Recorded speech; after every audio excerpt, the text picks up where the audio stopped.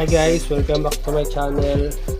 Ngayong video ay papakita ko sa inyo kung paano mag-convert ng 6-pin CDI ng Sigma to 4-pin CDI ng Wave. Ayan. So nung mga nakarang video ko guys, in-unbox ko to at ito ay ang racing CDI siya ng Wave 125. Ngayon, ang ating Sigma kasi is 6-pin. May mga nagtatanong siguro, pwede ba yon yung CDI ng 125 gamitin natin sa ating Sigma? So, ito guys. Yan, ito ang stock CDI ni Sigma. Pang 125 din to. Hindi ko lang alam kung anong motor. Pero 6-pin siya. Yan. Uy. Nagdikit siya. Baka maasira ang ating ano. Sa ating ito nga pala guys is relay siya. Matagal nang nakakabit dito. Delikado. Yan. Kanina guys, inayos ko na ang kanyang wiring. Yan. Kung makita nyo, stock wiring ng CDI. Nilagyan ko lang siya ng 4 na wiring. Itong 4 na to. Yan. Yung wiring ng Sigma natin, o ng Sigma ko pala, is merong 5. Yan. Merong green. Ito. Merong green na may white. Merong blue na may white. Hindi makita sa camera. Merong black na may white. At merong solid black. Yan guys. So paano nga ba i-convert ito sa 4-pin? Madali lang yan guys. Itong dalawang green na to, green na may white tsaka green na may solid, green na may white tsaka solid na green, pagsasamahin nyo lang at ito na siya. Yan. Yan.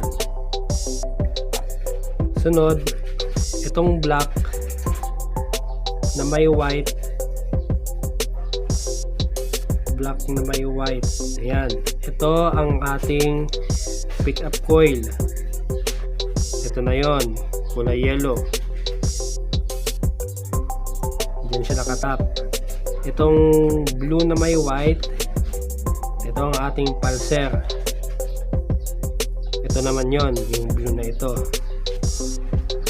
At sunod ang black na solid, ito ang ating positive line galing sa accessories. So ito na yon, red. Naging 4 na siya. Tanong,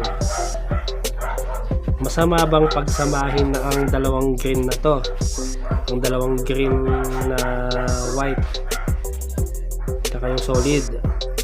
Sagot, hindi po masama yan kasi pareho po silang negative ground po sila pareho, kaya okay lang na pagsamahin. Dito naman tayo sa ating CDI. CDI na po ito ay pang Wave 125. Ang diagram po ng Wave 125 sa kanyang CDI, dito po sa taas, sa left upper nya, ito po ang kanyang pulser. Diyan po ang kulay blue. Yung kulay blue, diyan po siya. Tapos sa left side naman po, sa taas, yun naman po ang kanyang ignition, papunta sa ignition coil. Itong kulay yellow, doon po siya. Sa kulay, doon po siya. Yan. Dito po siya, yung kulay yellow.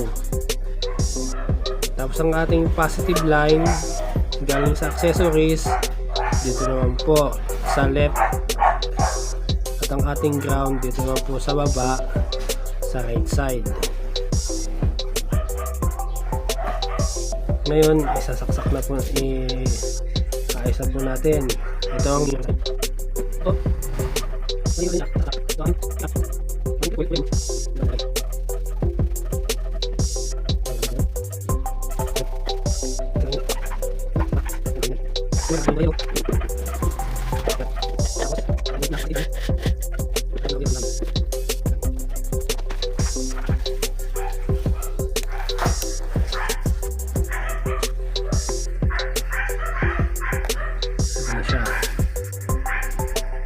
ganyan ang kanyang ayos.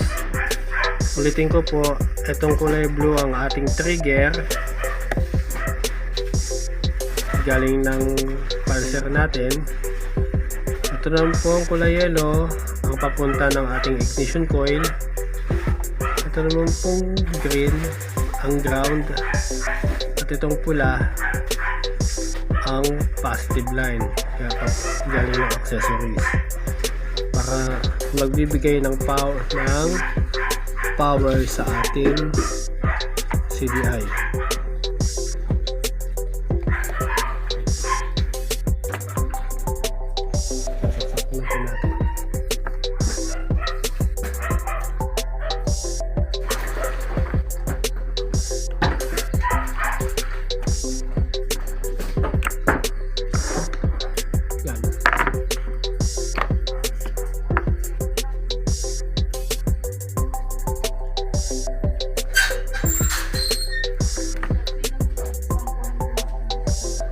Mapansin nyo po, may dalawang indicator light dyan.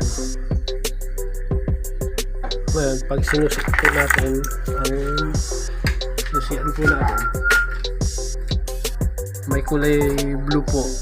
Ito kulay blue, ilaw yan, indication na nagkakaroon siya ng power. Tapos magkakapula. Yan. Sabihin, gumana po ang ating CDI.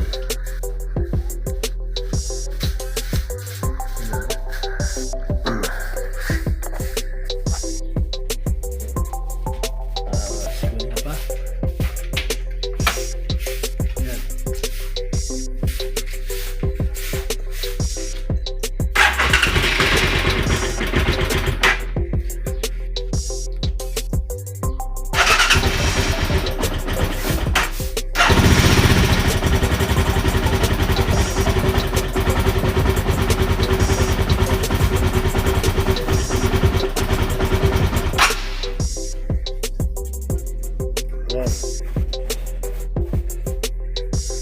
So, pwede po, di ba po? Actually, lahat naman po ng CDI para sa akin, pwede pong ikabit na yun nga lang po is magmamodify lang po kayo kung ano po ang tamang wiring, i-convert nyo lang po. Tulad nito, i-convert ko lang, CDI siya ng wave 125. Inalam ko lang yung wiring niya kung saan dapat.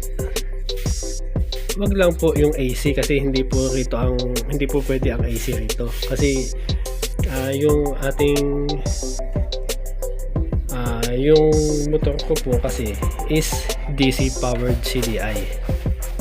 Hindi po siya pwede sa AC. Pwera na lang po kung yung AC na motor o ang AC type na motor, i-convert nyo pa rin po ng DC.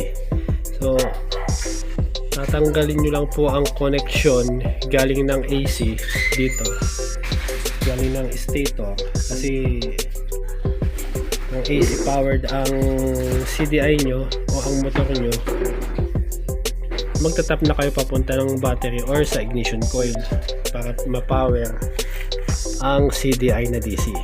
Ganoon lang naman po yun. So sana po ay may natutunan po tayo o sana po ay may na-share po ako sa inyong kahit konting kaalaman regarding sa pagmumotor natin. Hanggang sa susunod po ulit. Maraming salamat sa inyong panonood. Kung nagustuhan niyo po ang aking video, pwede niyo po i-share ito sa iba para kahit pa paano naman po ay marami rin pong makaalam kung paano po gumagana ang ating CDI. Next time po, ituro ko po yung wiring ng CDI. Salamat po ulit. Thank you.